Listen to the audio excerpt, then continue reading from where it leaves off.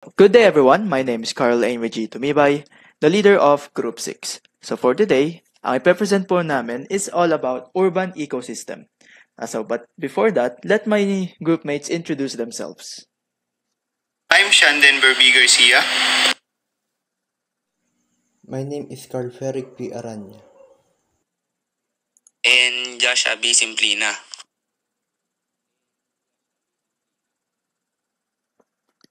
Okay, now that you've met my group mates, let's move on. Now let's start with the overview. Urban system is a community of animals, plants, humans that inhabit the urban environment or cities. It is an area physically dominated by infrastructures, roads, power lines, and sewers. Pag sinabi nating urban ecosystem, let's first start with understanding what urban means. Urban means or relating to characteristics of a town or a city. Nagka-characterize daw siya ng isang town or cities. Pag sinabi nating town or cities, syempre maiisip natin, meron silang mga bahay, mga building, and it is stated also in here. They are dominated by infrastructures, roads, power lines, and sewers. Mga infrastructures, kagaya na sinabi ko kanina, yun daw yung mga buildings, yung mga bahay, mga kung anong establishments man yan, yung roads, yung mga daan, power lines, and mga kanal. Now, let's go to the 10 floras and 10 faunas. First, we have the 10 floras that we documented in the urban ecosystem that we documented on. Now, floras. If we say floras, sometimes we think of it as flowers, plants. Floras refer to the collection of plants, species found in a specific region, habitat, or geological period. Pag sinabi daw nating floras, ito daw yung nakikita natin sa specific na lugar. Katulad ng urban, forest, and in urban, we found 10 floras that can be found in urban ecosystem. For the first one, we have pigeonberry. Pigeonberry or Rivina humilis, a small shrub with red berries. Ito daw yung mga shrubs na merong red na berries. Pero yung mga berries na yon, they are only consumed by animals. We don't usually eat those. They are often used also in landscaping. We have emperor's candlesticks or Senna alata. Ito daw yung mga tropical plants with tall yellow flower spikes. You can see them commonly on vacant lots. Yung mga pag yung soil nila, mga rich naman, makikita, usually they are found in there and ginagamit din daw siya sa mga medicine, sa mga gamot. Common turmeric or Curcuma longa, a flowering plant with rhizomes used to make turmeric spice. Actually, they are one of the common producers of turmeric, yung mga iniinom for health purposes. Common lantana or Lantana camara, a flowering plant with colorful cluster of flowers, attracting butterflies. Actually, when we were documenting on that area, especially near common lantana, we found a lot of butterflies in it. So it's true that they do attract butterflies. White lead tree or Luciana Leucocephala. They are fast growing tree. Actually, tumutubo sila, nagiging puno sila na naglalabas sila ng mga white flowers. Common sila, napaka-common nila. Lalo na sa mga urban areas, sa mga vacant lots which are not used. They are also used for timbers and fodders. And we have guava or Pisidium guava, a tropical fruit tree known for its sweet and juicy fruits, rich in vitamin C. Commonly, actually they are the producers of what we call bayabas. Yes, they actually came from guava. green chirreta, or Angrographis paniculata. Sila daw yung mga commonly used for, ginagamit sila sa mga medicines for immune boosting properties.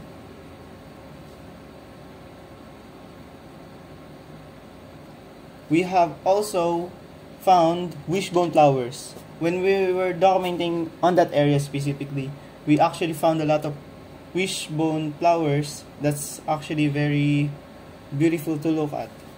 We were stunned by its beauty because it actually have very many different colors like pink, red, yellow, and like this one in the example, purple. It is a delicate annual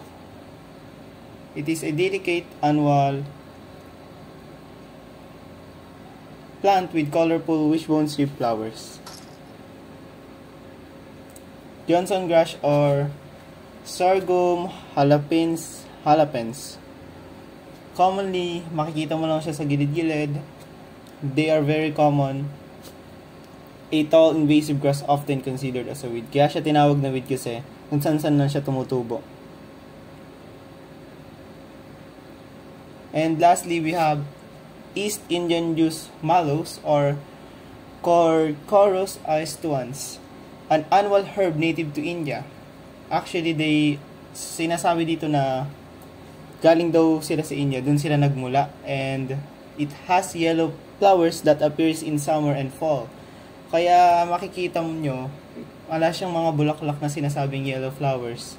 Kasi nga, they are native to India, and the flowers appear in summer and fall, which is, we don't have fall because we only have two seasons in the Philippines, which is the rainy and the sunny, tag-araw at tag-ulan lang.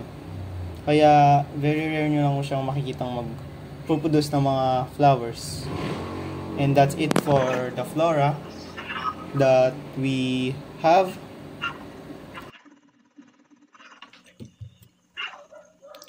We've seen 10 faunas. Ano nga ba ang faunas? The animals of a particular region, habitat, or geological period. Here are the trophic level that we see in urban ecosystem. Producers. The producers is what Sean discussed earlier. The primary consumers. The goat, earthworm, snail, and weaver ant. The secondary consumers are frog, chicken, crow, centipede. And the tertiary consumers are cat and reticulated python.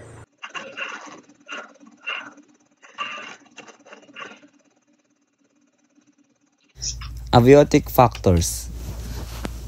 Sun. The sun provides the necessary energy for life to thrive. The chosen ecosystem is flustering with vegetation and life despite being in the heart of a city. This was because the sun can still reach the ground. Therefore, floras and faunas meet their necessary requirements to thrive in the urban area. Tulad ng sun, ay ang primary energy source ng ecosystem. Tulad ng solar energy ay nagtutulak ng photosynthesis, and ang proseso niya ay kung saan ang mga halaman ay gumagawa ng pagkain.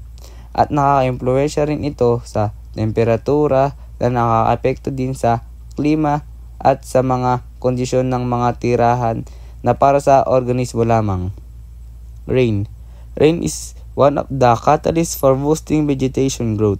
Floras that were found in the urban area is flourishing since the area is frequently experiencing rain.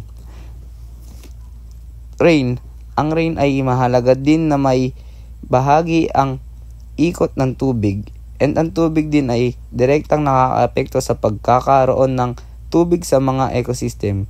At napakalaga ng tubig dahil sinusuporta niya din ang nabubuhay na organism tulad ng hydrogen, nutrient, transport, and reproduction. Soil. Soil is essential for both plants and animals For plant, the soil is their nutrient source. For animal, it is their habitat and a requirement for nutrient cycle. The soil in the urban area is healthy since the flora can be seen flourishing. Tulad ng sun and soil ay mahalaga din na may mahalaga din na soil. Ang soil ay nagpo-provide at nagbibigay ng daluyan para sa paglaki ng mga halaman at nagbibigay din ng mahalagang sustansya tulad ng nitrogen, phosphorus, and potassium. At ang composition din ng lupa ay kabilang ang texture nito tulad ng sand, clay, or silt ay ang organic content. At ang pH ay nakaka-affect din sa mga uri ng halaman na maaaring tumubo sa isang particular na lugar.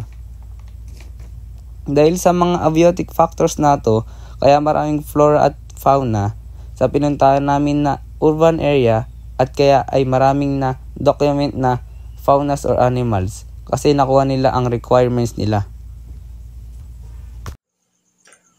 Urban habitats are extremely diverse and examples include parks, cemeteries, vacant lots, streams, gardens and yards, campus areas, golf courses, bridges, airports, and landfills. The following are the habitats that were seen in the city. In the vacant lands, we've seen goat, centipede, earthworms, snail, and the weaver ant. In the park, dito po makikita ang mga crow at reticulated python na nakadisplay. In domesticated areas, dito po yung mga cat, dog, chicken na mga inaalagaan po ng mga tao dito.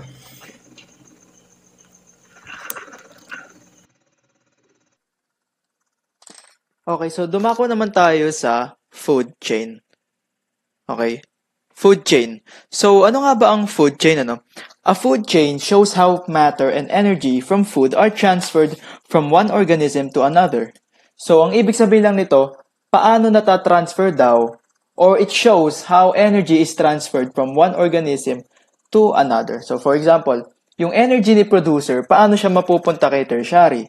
Ganon. So, unang question muna, saan nanggagaling yung energy na yun, ano? So, obviously, ang pinakaunang energy natin is yung radiant energy, which is yung from the sun. So, pagka na-trap na nung plants natin yung radiant energy na yun na nanggaling sa sun, edi photosynthesize na siya ng producers natin, yung mga plants nga. And then, may store na yung energy na yun sa ating mga plants. So, ang trabaho naman ni primary consumers, yung primary consumers kasi natin is mga herbivores. Ito yung mga herbivores na kumakain naman ng plants. So, pag kinain ni primary consumers yung ating mga producers, yung energy ni producer is matatransfer naman kay primary consumers, which is yung example namin, si goat tsaka si weaver ant. Next naman si secondary consumers, ano? So, ganun lang din, kakainin ni secondary consumer si primary para yung energy na nakuha ni primary kay producer, mapunta naman ngayon kay secondary. Ang example namin dito is yung crow, tsaka yung centipede. So, ganun lang yung cycle, paulit-ulit lang. Kay tertiary naman, obviously again, kakainin niya naman si secondary para makuha niya yung energy na nakuha niya kay primary. Okay? So, si final consumer, so ito yung huling kakain kay tertiary. So, ganun lang din. Pag kinain niya si tertiary consumer natin, makukuha niya naman yung energy na nakuha ni tertiary kay secondary. And then lastly, pagka namatay na yung ating final consumer, yung kanyang dead body o yung carcass niya, kakainin ngayon ni decomposers natin. Ano? The feces and uneaten dead organisms become food for decomposers who metabolize them and convert their energy to heat through cellular respiration. So, yung energy daw na napoproduce ng decomposers or yung heat energy is nakukuha na din ni producers. So, si producers, meron siyang radiant energy, heat energy, and then makakain ni primary, and then so on and so on, tuloy-tuloy na yung cycle. Next naman is food web. So, ano naman ang pinagkaiba ni food web sa food chain? Ano? Food web illustrates how food chains intertwine. Okay, sino kumakain sa kanya, sino kumakain sa ganito. So, kaya nga, makikita mo dito sa food web natin, na for example, yung plant na to, yung pigeon berry natin, kinakain siya ni goat. 'Di ba? Nakita nyo? So, sino naman yung kumakain kay goat? So, kumakain siya ni reticulated python. 'Di ba? So, isa pang example, si worm. Sino yung kumakain kay worm? Si chicken. Sino naman yung kumakain kay chicken? Kinakain siya ng cat. Kinakain siya ng reticulated python. Makikita mo pa rin natin yung producers. Ito yung mga producers, secondary, primary, and tertiary. Always on top si tertiary consumers kasi siya ang mga kumakain kay secondary. Si secondary kumakain kay primary. Si primary kumakain kay producers. So, yun lang. Tatandaan nyo lang, pinapakita lang sa food web yung interconnectedness ng mga floras and faunas natin. So, who eats who. Okay? Next naman is yung pyramid of numbers. So, in-illustrate lang namin dito yung numbers ng mga floras and faunas na nakita namin dito na nakakategorize na rin, ano. So, makita natin sa pinakababa, andun yung mga producers, so 10 sila. So, sa taas naman nun, 4 na primary consumers, yung goat, yung earthworm, yung snail, yung weaver ant. And then, yung katatlo, yung secondary consumers natin, 4 sila, yung frog, yung chicken, yung crow, and yung centipede. And sa pinakatop, yung tertiary consumers natin, yung mga predators, which is yung reticulated python and cat. So, yun lang. Ito references namin.